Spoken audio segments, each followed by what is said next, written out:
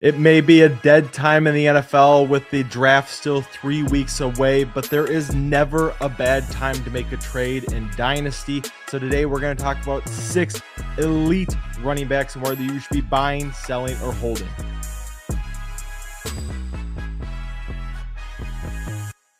And like I said, we're talking elite running backs. If you're watching on YouTube, you see we're starting with Ashton Jeanty, the lowest player according to Keep Trade Cuts rankings that we're going to be talking about is Bucky Irving, who's only the running back 14. So we got 6 guys that if you're in that market for a running back, you're probably looking at one of these players. Ashton Jeanty last season, let's kind of paint the picture. If you drafted him, let's be honest, you were disappointed from a redraft perspective. He was overdrafted. That was always kind of the concern. He definitely was. 266 carries, what you like to see, but only 975 rushing yards, 55 receptions, 10 touchdowns. Finishes the running back 13 and half PPR. The team brought in Kirk Cousins to play quarterback this season, most likely going to draft Mendoza as well. Spencer Buford, they brought in to play guard, and then Tyler Linderbaum, they brought in at center in a whopping 3-year, $81 million deal, which good for Tyler. Good for Tyler. So Clint Kubiak, obviously the coach as well. Are these enough additions? Jalen Naylor to play a wide receiver. Are these enough additions that you're getting more excited about Ashton Jeanty, Ty, or are you kind of fading a little bit after what we saw last season? Because running back 3 feels pretty rich, even for a guy as good as Jeanty was in college.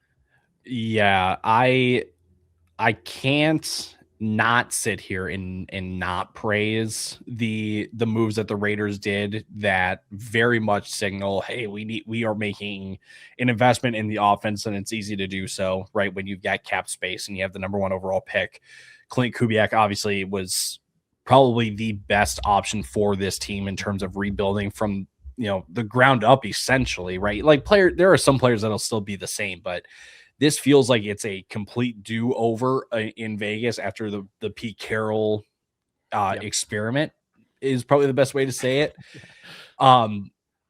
So when it comes to Ashton Jeanty, then, like you said, the running back 3 does feel a bit rich just for how the season played out last year. Like how many, when you look at Ashton Jeanty's games, he had 2 games with 30 plus fantasy points, which is awesome. But then you saw we got more lows than anything else, right? We had games with less than 4 fantasy points, less than 5. Like there were some really low lows. But the optimism moving forward is, you got a better system, you got a better coach, better personnel around you. So personally, when it comes to Ashton Jeanty, I'll be honest, when we talk about him as a top 3 running back in Dynasty, my initial reaction is to hold probably for this year, but then sell later on, just because the top 2 guys are Jahmyr Gibbs and Bijan Robinson, and I don't think they're going anywhere anytime soon. But ultimately, the reason why, I understand that this year could be a nice bounce back for Ashton Jeanty where he does crack that top 12. So that's why I'm saying hold on to him for at least a year. But then I'm going to be more interested in looking to maybe move him on, because my concerns lie in the receiving work. I don't know if we're exactly going to get 73 targets again. I don't know if we're going to consistently be getting 50 to 55, maybe even 60 catches a year, because Clint Kubiak literally had a weapon like that with Kenneth Walker in Seattle, and he didn't really utilize him that much this past year. And then my other concern is kind of Seattle driven as well. If Clint Kubiak was able to make Zach Charbonnet and Kenneth Walker backfield work, there's at least a possibility in my mind that a year or 2 down the road, we bring in another running back for a 1-2 punch with Ashton Jeanty.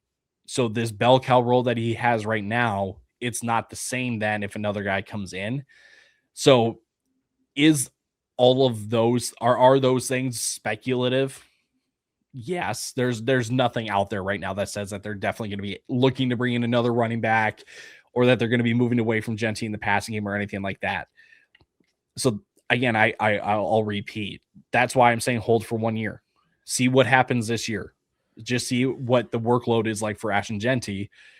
And then maybe a year later, you read the tea leaves a little bit. Hey, maybe Vegas is looking to bring in another guy to complement or to play with Ashton Jeanty then in that backfield.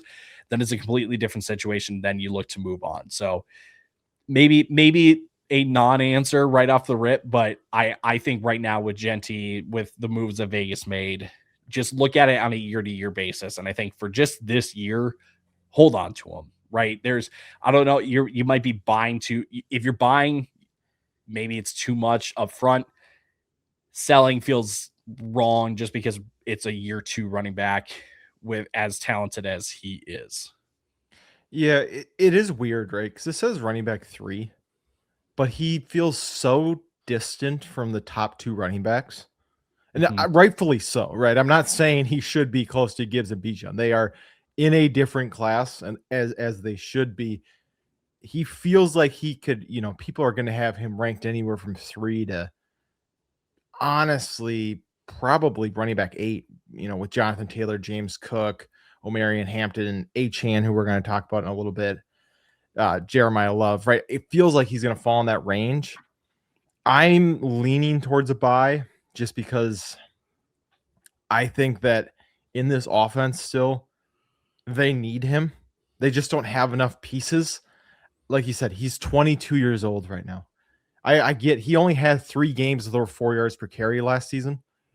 But if you watched Vegas at all, and I'm sure any Raiders fans in our comments will say, that was one of the worst offensive lines they've watched ever. And that's saying a lot for, a team who drafted 9 offensive line busts in a row. So they just wasn't great. They got a first, obviously that's going to Mendoza, but then an early second, early third, and then 3 picks in the fourth to kind of add to this team. Me personally, I hope they take a running back in the 3rd or 4th round.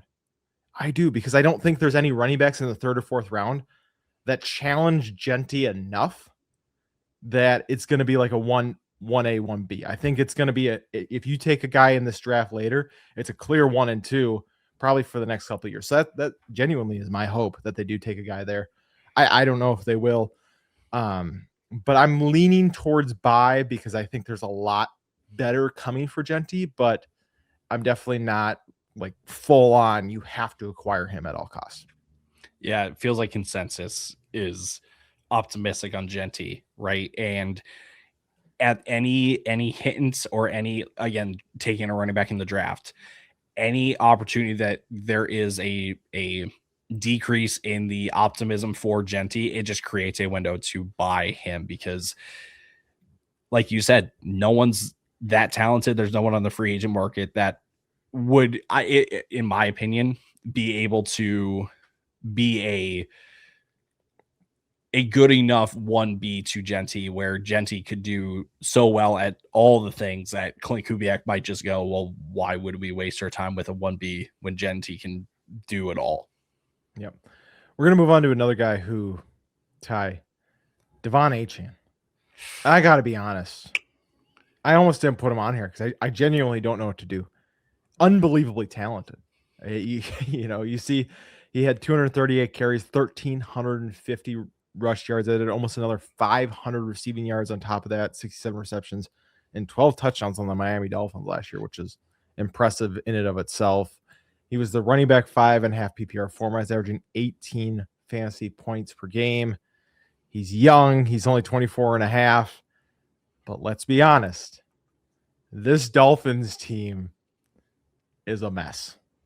Genuinely a mess. And mainly because of the Tua contract and some of the other big contracts that they're just eating this year, they can't do anything. They bring in Malik Willis, which doesn't feel like the best thing for Devon Achane in the world. He's not showing up to voluntary practices right now. It was just reported. So they said that that's just part of football and part of negotiation. I have no idea what that means. If he's even going to be, they say they're not entertaining trades, but at the same time, he's going to be a 25-year-old running back at some point this year on a team that's going nowhere. So maybe you are in it. I have no idea what's happening. But at the end of the day, what I do know, Ty, and this is probably why I'm a hold on Devon Achane, is because he's unbelievably good at football. He is so dynamic. He is so much fun to watch with the ball in his. I mean, he has 5.7 yards per carry again on a team where you knew every time the ball was going to him, he still averaged 5.7. Obviously, no Mike McDaniel either anymore, which adds to it. So, are you holding here, or are you selling? I don't feel like it's a buy opportunity at all. The last one I was kind of hold the buy, more buy. Now I'm kind of hold the sell on this one. Yeah, I look at this also as a hold. Devon Achane might seriously have like 400 touches this upcoming season because there's nothing else, right?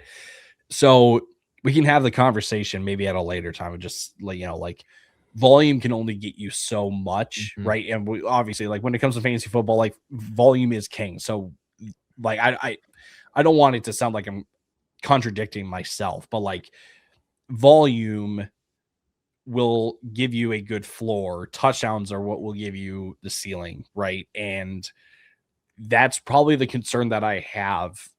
When I say concern, that's like the one like red flag that I have about Achane is like I just don't know where touchdowns, or I don't know what touchdowns will look like in this Miami offense, because I trusted that Mike McDaniel was kind of, the designer. He was the guy that was actually kind of scheming things up for Achane to get into the end zone. Like the amount of just kind of dump offs into the flat to Devon Achane that he just took to the house, because that's all that they could do. They like that's kind of a Mike McDaniel thing. I don't know if who's the new offensive coordinator in Miami? He was in Bobby Slowick, right? Bobby Slowick.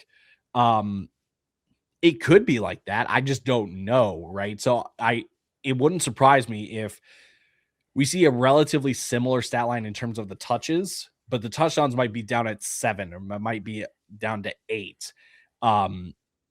But ultimately, if that were to happen, I don't think it's too much of a difference between where he's valued right now in Dynasty as a running back 5 to where he would finish. That like there's a value to gain by selling off Devon Achane. I would just let this ride. You have to think that Miami, yes, you moved on from Waddle. Teams are going to be calling about Achane. You have to hold on to Achane, right? Like you have to do what you can, because you can't just let a player like him, as dynamic as he is, just walk out your doors. Yeah, he feels like, and this is a range of expectations, and I'm closer to the lower end than I am the higher, but it feels like the range is Chase Brown last year at about 15 points per game to Carolina Christian McCaffrey for him.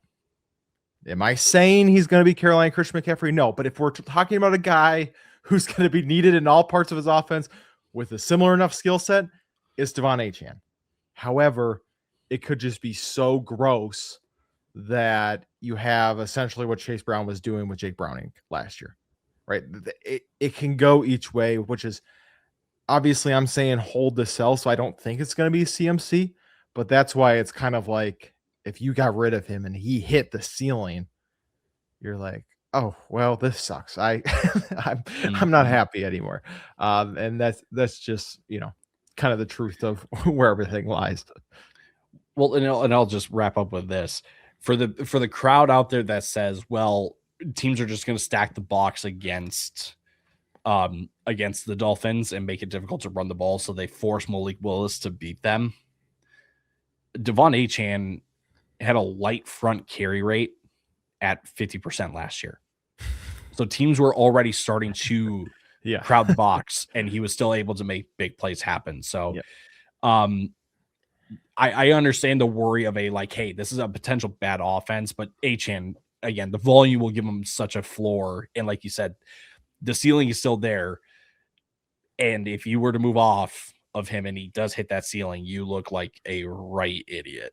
We're going to move on now to the oldest player on our list, James Cook, going to be 27 this year, coming off 309 carries, averaged another 33 receptions for just over 1,900 total scrimmage yards last year. Another 14 touchdowns. It's crazy he can put up a stat line like that and still be the running back 6 in half PPR formats. I mean, he puts almost 2,000 total yards with 14 touchdowns, and we're talking about a guy who is running back 6 in half PPR formats, and he's a solid 3 fantasy points behind the top 4 guys. I mean, just ridiculous. Something has to be said about 300 carries. Obviously, there's been a shakeup in Buffalo as well. Should be the same play caller, right? Joe Brady still calling the plays now that he's the head coach. They did re-sign Connor McGovern, which was a pretty big deal because it was how shaky is this offensive line going to get? Looks like they got some stability. And the biggest trade of the offseason, they brought in DJ Moore, just a true X, lightning speed, game wrecker. Great work ethic. Nothing but great things from his old coaches. So, they still aren't going to be prolific from a weapon standpoint on this team. It is him and Josh Allen. The question is, though, Ty, 26 and a half years old. We saw it. I'm not saying he's his brother, but the fall off from Dalvin was spectacular, and it was very fast. Is this the year to get out on James Cook and not be a year, right, and be okay if you're a year early? Or are you, it's just too good right now, I can't pass up moving on from James Cook? I feel like it's kind of both. Like, it is too good to move on just because there is the offensive continuity that is still going to be there in Buffalo this upcoming year with Joe Brady at the helm. But at the same time, I look at James Cook as the one guy that we're going to be talking about today that I'm selling, but looking to tier up with. Ooh. Just because that James Cook, back-to-back years with double-digit touchdowns, and last year getting 100 more carries than his previous season. Like, there was a commitment to James Cook that I think if people are oblivious to that, then they're just, they don't really pay attention then. But like I said, I'm looking to tier up from a James Cook. And honestly, if I can swing it, there's only one running back that I'm targeting, and it's the one right above him in the running back rankings over in Keep Trade Cut. It's Amari Hampton. Ooh. Right now, that might take some convincing just because there's a 3-year difference in the running backs and all that kind of stuff. But like, maybe I'm talking myself into a rabbit hole of like, well, you know what? If you're not a contending team, James Cook, like maybe you should be looking to move off of that. But again, I think it's up to the person. Personally, I would say it's a hold just because, like, I know what this Buffalo offense is with Joe Brady.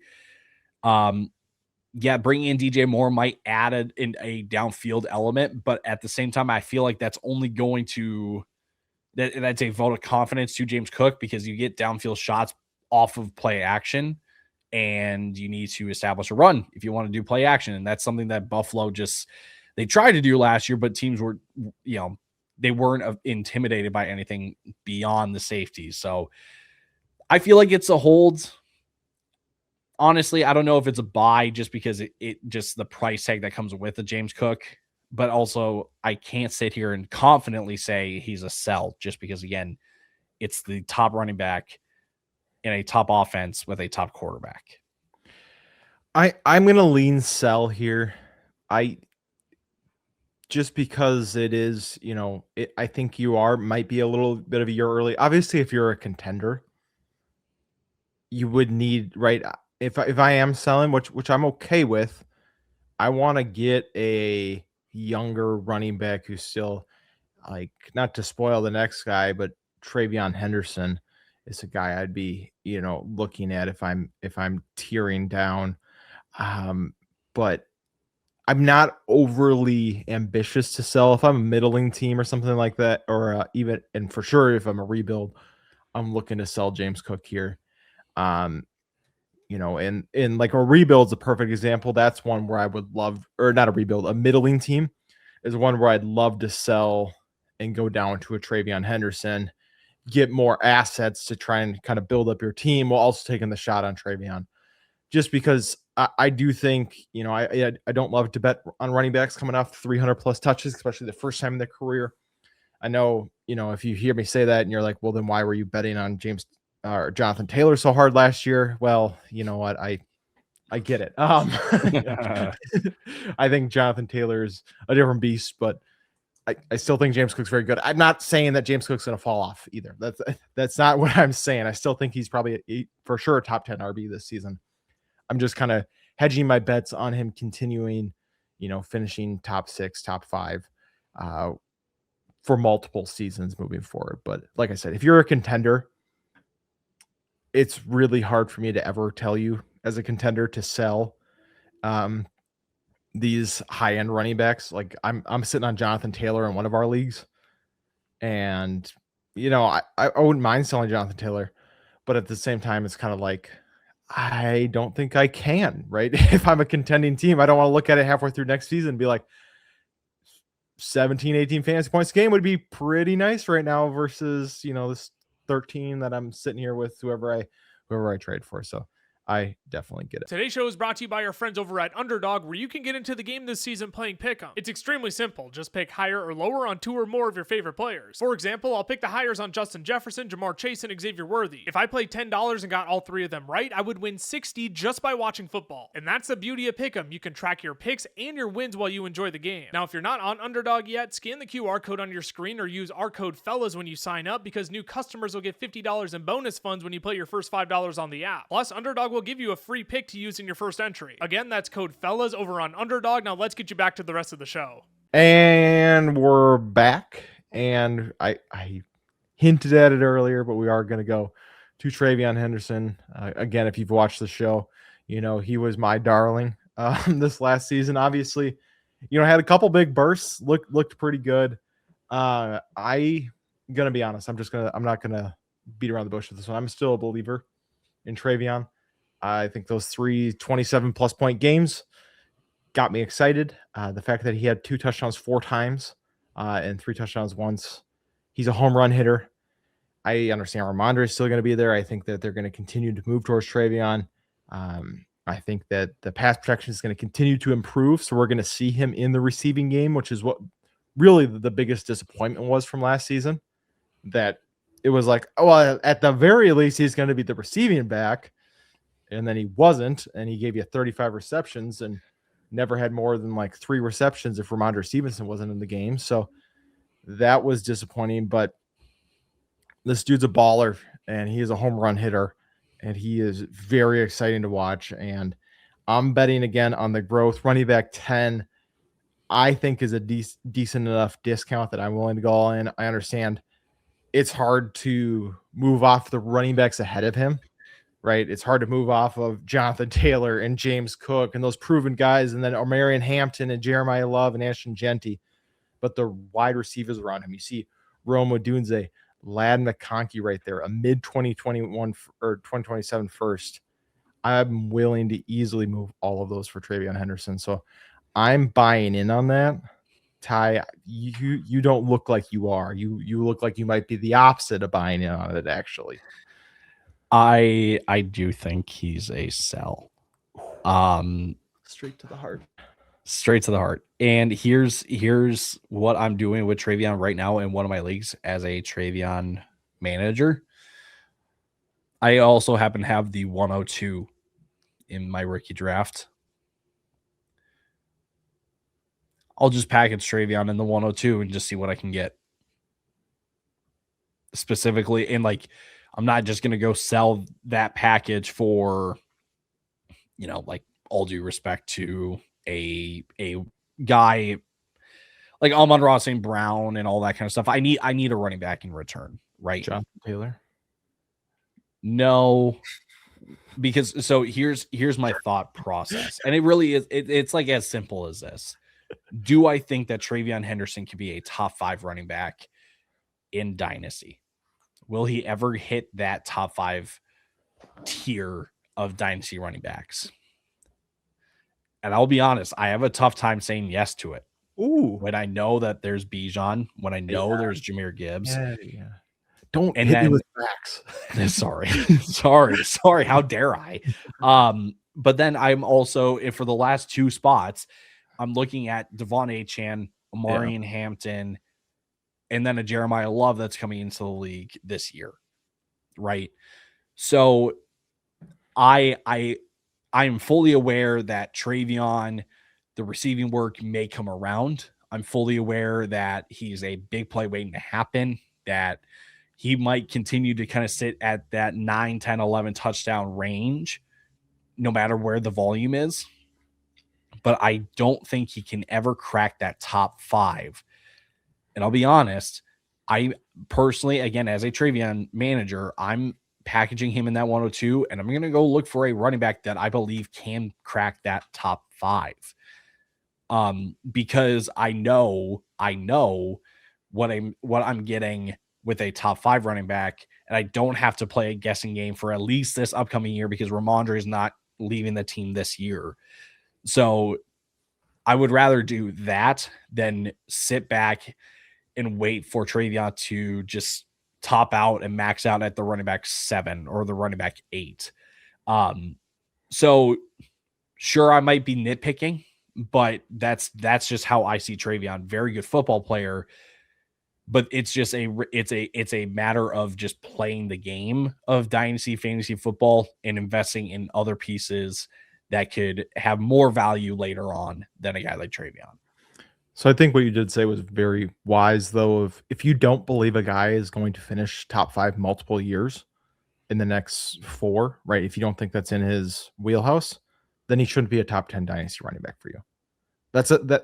I think that's a great way to look at it, or at least if he has to be, right? In this case, you might say he has to be because there's just not enough running backs that fit that mold. Then he's a sell if he is up that high. I do think that's within the range of possibilities. I think he overtakes as the 1A this season. I believe that moving forward, he is going to be a 1A type of player. But obviously, it is a risk for he's not a huge back. We did see limitations in pass pro last season that, if they persist, if they don't go away, if they don't get better, like I'm projecting they do, then it is just going to be harder and harder for him to get on the field for those passing downs. So I can acknowledge that. At the same time, I'm still buying TreyVeon Henderson. And you know what? Maybe me and Ty do work out a deal that we can talk about on the next episode for TreyVeon after this. You and me work out a deal? Oh, what? I think that could be in the cards here, Ty. I do, because I have a reliable top 8 running back who I think you could be interested in. For sure. Moving on to a guy who's actually on the screen right now. If you're looking hard over on YouTube, we're going to go to Kenneth Walker. And he had probably the biggest, most dramatic change of any running back this offseason, going from a split backfield with Seattle, which obviously worked out for them from an NFL perspective, right? They just won the Super Bowl. He was dominant in the Super Bowl. But now he goes to the Chiefs. Andy Reid, eventually a healthy Patrick Mahomes, and he's signed a pretty decent sized contract. It's going to be by himself in this backfield unless the Chiefs shock us with, taking a running back earlier than we think, which, never say never, I guess. So Ty, I know you and Lucas are a little excited about it. Does that mean you're buying in even at the running back 9 for Kenneth Walker, or do you think that the community has kind of hit the peak of where he should be ranked at?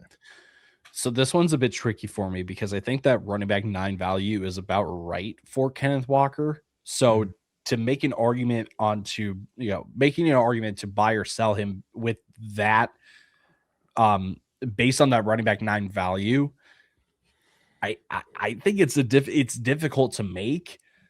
But ultimately, how I land on a buy for Kenneth Walker is just looking at some of the players that he is currently ranked around over on Keep Trade Cut. And I just play a simple, would you rather have this player or Kenneth Walker, right? So I'll throw this to you and then you can have your explanation. But would you rather have Garrett Wilson or Ken Walker? I'm going Garrett Wilson. I would rather go Ken Walker. Just because I I don't want any Jets players. That's ultimately where it goes. Fair. No, you're not wrong. That's okay. Would you rather have Roma Dunze or Ken Walker? To me, that's the Ken Walker one. Probably go Ken Walker, but that one's close. It's close. A guy we just talked about. Would you rather have Ken Walker or TreyVeon Henderson? I think you would land on TreyVeon. I would take TreyVeon, yes. I land on Ken Walker. One last name. Quinshon Judkins or Ken Walker. I'm going Ken Walker there.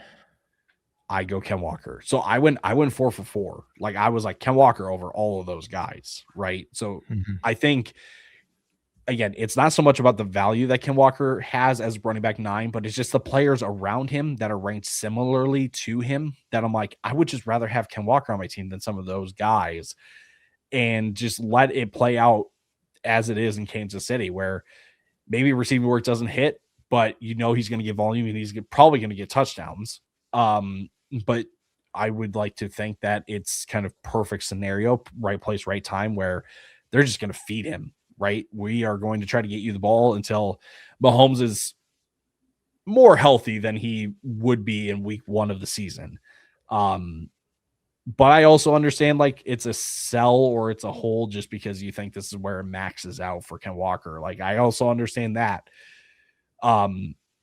But yeah, I just look at guys around it and I'm like, I think I just like Ken Walker more than those guys. So I would I would just flip and go get a Ken Walker and just buy him then. So I'll be honest, this is a completely cherry-picked, unfair stat. I'm going to ask you it anyways. How many 1,000 yards rushers have the Chiefs had since Mahomes took over? 2. 0. Pacheco had 935. Kareem Hunt's big season was the season before Mahomes took over. Quarterback. Screw you. So, like I said, it's very unfair, completely cherry-picked. 1,000 yards doesn't mean anything. But at the same time, I just say that to, and again, have the Chiefs had great running backs since Mahomes been taken over? No, right? They had 3/4 of a season with Isaiah Pacheco where he looked pretty good. Other than that, it's been, Kareem Hunt's probably the second best running back on that list. Last year's Kareem Hunt. So it's, it's not pretty from any aspect. I get that. Ken Walker, also looking at him, he's a guy who, he finished his running back 22, obviously missed some time. All right, well, I guess he did miss. He missed in-game time. He's never had over 1,050 yards. He's never had over 300 receiving yards. Never had double-digit touchdowns. Again, I understand he's in shared backfields, but it's not like Seattle was bad at running the ball. They just, I kind of think that we're falling in love with this Chiefs narrative. Same reason we fell in love with Xavier Worthy. I think he is at the peak. I think he's a sell. But I don't think it at the same time is like you have to sell. I just don't think the same argument with Kenneth Walker or what you had for TreyVeon. I don't think he's a top 5 back any of the next 3 seasons. That's where I land. I do understand if it hit though. If it hit with Kenneth Walker, it's gonna be unbelievable, right? It's gonna be everything you've been hoping for. Fireworks. I'm gonna look like a major idiot because there is that what if, but at the same time, I just don't think. I think that's all it is. It's just a what if for Kenneth Walker. Moving on, we'll talk about our last player. Ty, we're just coming after your dynasty squad in that league you were talking about. We went TreyVeon, and now we go Bucky. Can I give you a stat quick that I saw on Bucky? I don't know if you saw this. How many over quick? How many carries did Bucky Irving and let's be real though here. He only played 10 games last year, so keep that in your mind. How many carries inside the 5 did he have? He had less than 10. He had 0. How many carries inside the 5 did Sean Tucker have? More than 0. 11. So that is a little right, a little nerve-wracking when we're talking about him. Obviously 4 touchdowns. At the same time, Ty, let's be honest though, it is very hard to hold any water to last season because before that, he went 12.5, 15.1, 11.9, 23 in his first 4 healthy games before he got hurt. Looked like the Bucky of last season, came back, battled injury. No Rashad White, but instead we got Kenny Gainwell. Is the offensive line good? I don't really know. Is the team good with no Mike Evans? I think they're decent. I don't know. I got a lot of questions. So as the manager of Bucky Irving, I'm going to make it worse for you and make you answer first. I plead the fifth, guys. I've been a Bucky fan, as I feel like everyone is if they play fantasy football. Everyone loves Bucky Irving. I'm trying to find the argument to hold because I don't think he's a buy. So I'm trying to find the argument to hold, and I just keep coming up empty. Like, I just can't. I get that he might be, 1A in terms of carries in this backfield between him, Kenny Gainwell, Sean Tucker. I would like to think that Sean Tucker was more of a old offensive guard kind of play with Liam Cohen and Grizzard than anything with Zach Robinson. I saw what Zach Robinson can do for a backfield in Atlanta, but that's also because you had Bijan Robinson and you had a top 10 offensive line in front of him, right? So I legitimately will plead the fifth because I want to say hold. Feels more like a sell. I don't want to mention him though as a sell because I like Bucky Irving, and I'm just looking for sympathy. Honestly, like can people just understand the position that I'm in and just feel bad for me? That's all that I want. That's all that I want. Yeah, I get it. I mean, the sleeper admin right now, if you're on Twitter, they're absolutely crying this year because they have made their entire brand about loving Bucky Irving, and just like their fantasy platform, sometimes it's fading. And so I just I don't know either. I think I'm optimistic, and which is probably silly. But I think when he's been healthy, he's been good. Yeah. I think he's a buy. Saying so. 23. I told you, Ty, I think we might be able to get to an offer here between the two of us. Oh boy. Okay. So well, maybe next episode, Ty and I will both come back happy of he gave me TreyVeon and Bucky, and I gave him Whoa. Hey. Well, I told you the heart says hold for Bucky. So yes, do not expect Bucky in a trade package, sir. There you go. There's your trade package. I just sent it to you. Let me guess, it's the 108 for Bucky Irving straight. No, it's a big package. And so that pretty much does it for us. I hope that this was insightful. We'll be back with the 6 elite wide receivers. You were kidding. Oh, I my told you. Gosh. I told you. We'll let the viewers decide. We'll let now we won't. We'll keep them in suspense. We'll keep them in suspense for next time. Because Ty's gonna accept and we'll have a deal. But peer pressure doesn't work like that, buddy. That's not how that works. It could. It definitely could. But like I said, I'm just gonna see Cam in the comments just going, "Hey guys, tell Tyler to accept my trade," and just the comments, "Ty, accept the trade." We'll tell you what the offer was if he accepts. But yeah, we will see you next week. Or not next week, on Friday when you get this, talking about wide receivers. Should be another fun episode. Not 100% sure if Lucas will be on that one. We'll see. He might be a game time decision. Ty and I might just decide to roll without him because the episodes are better that way. Who knows? Who knows?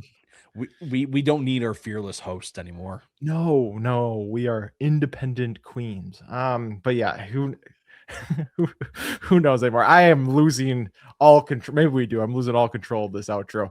If you want to follow us on the socials, I'm at CamelFFF on the X, at Tyler _Plath for Tyler FFLs for the Fellas page, the FFLs on Instagram, Fantasy Football Fellas on Facebook, YouTube, and TikTok, and Fantasy Football Fellas Shorts if you want to stay on the Red app. That does it for us today, and we will see you next time. Deuces. Deuces.